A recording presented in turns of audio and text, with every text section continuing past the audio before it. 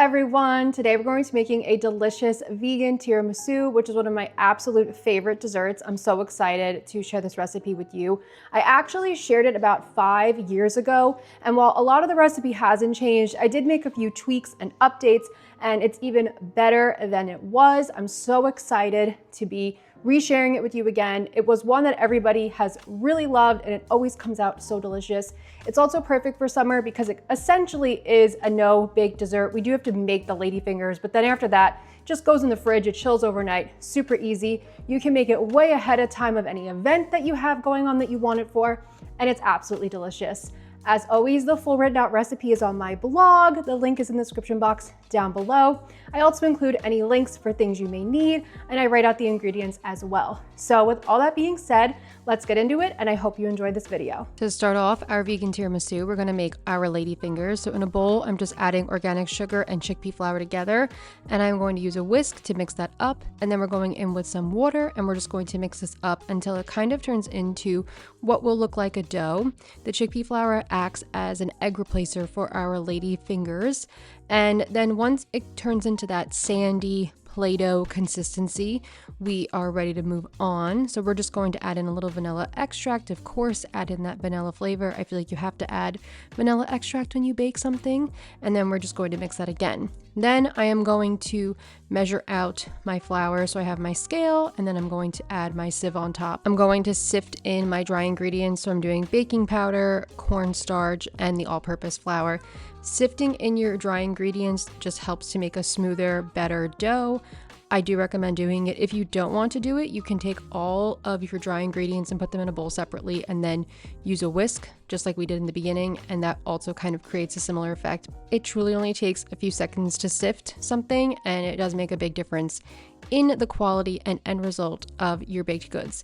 If you are gluten-free, you can definitely try using a gluten-free all-purpose flour here. I personally haven't tried it, but that's what I would recommend doing. And then we're going to add in more water, and we're just going to mix this up until it becomes a dough. Now I want to say I felt like my dough was a little dry, so I added in more water, and then I think it became a little bit too wet. I was able to work with it and everything turned out totally fine, but I will have the adjusted ingredients in the blog post in the description box down below.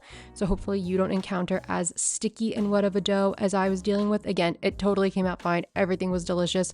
The Ladyfingers were great, but I don't want you guys to get frustrated in the kitchen.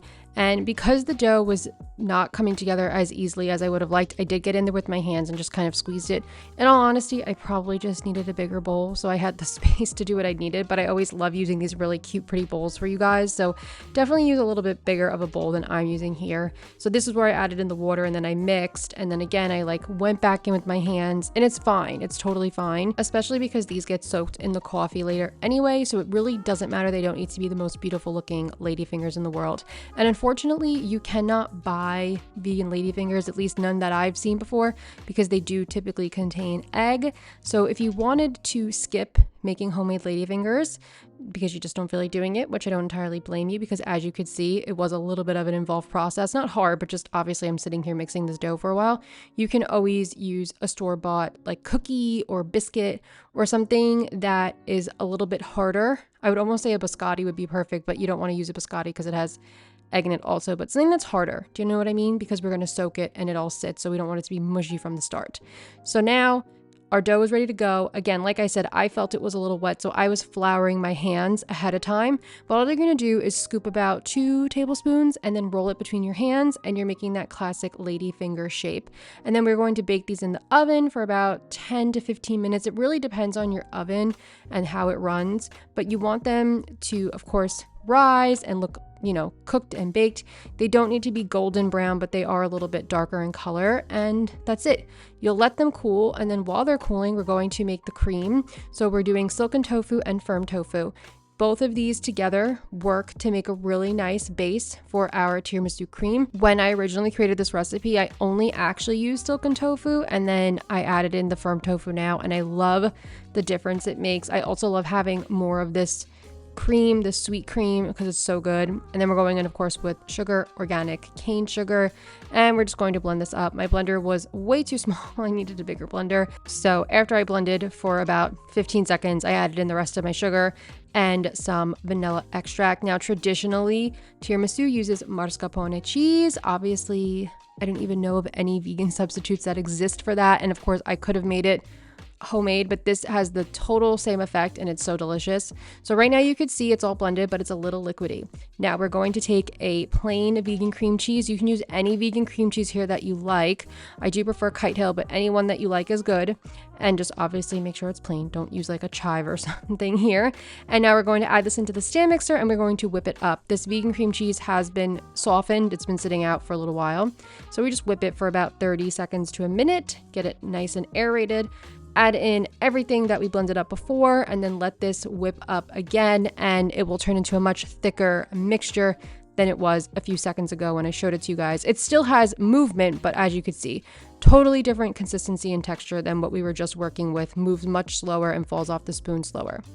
Now we need some espresso or coffee. I'm actually using a decaf coffee, which is very funny because it defeats the whole purpose of a tiramisu, but I don't really drink coffee that often, so I do like to use a decaf. Traditionally, you would be using espresso, but we're going to take the ladyfinger in and dip it. And yes, I know I made a mess, but I just kind of had to go with it. So we're going to dip them in, put them in the bottom of an 8x8 inch or 9x9 inch baking pan. Then we'll pour over half of the cream, and then we will just move the pan around and get it kind of all spread out, covering the lady fingers.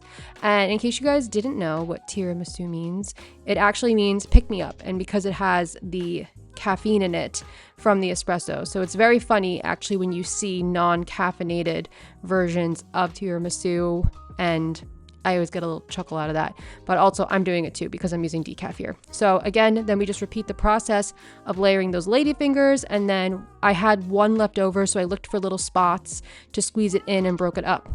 Now I had a decent amount of leftover coffee, so what I did was I poured it over the ladyfingers on the top layer only, not the bottom, because then it just gets too mushy. And then I just kind of moved the pan around again, let whatever I could soak up in those ladyfingers, and then I poured it out into the sink. So we didn't have a bunch of liquid sitting in there, but it just gave even more coffee flavor to the ladyfingers. You understand what I'm saying? Do you get what I mean? And then we're just going to add the rest of that cream right on top, and I use my spatula, just spread it around, get it in all the corners, and that's it. This now goes in the fridge for at least 24 hours, cover it with foil, and then the next day it will look like this. The cream has thickened up a lot. I'm going to show you it doesn't even move anymore, which is exactly what we want. That's what we're going for. There's no movement. It's all thick, and I don't want to say solidified, but it's gelatinous almost. We will top it with cocoa powder, just dust it over top, put it into the sieve just like before and just dust it over. And then you can cut this into as many pieces as you want. I did 9 pieces. I felt like that was a good serving size. And the hardest part is always removing that first piece. Like, I was so stressed out having to film it for you guys, but I just went very carefully, very slowly, and just took my time. And it's best to kind of just scoop under, and oh my goodness, look how beautiful this is. And the amazing part is that this gets even better the longer it sits. So if you even wanted to make this up to 48 hours in advance, you could. Now, I don't think this needs a lot of garnish, and I don't think this needs to be fancy. I see so many people making tiramisu fancy. It doesn't need to be. I added 2 mint leaves just for a little garnish, a little something, but it doesn't even need that, okay? It's beautiful, it's stunning, it's gorgeous all on its own, and it's insanely delicious. It's so good. I have shared this with non-vegans before who have absolutely loved it. Even my grandma, my Italian grandma, loved it. So now you know how to make delicious homemade vegan tiramisu.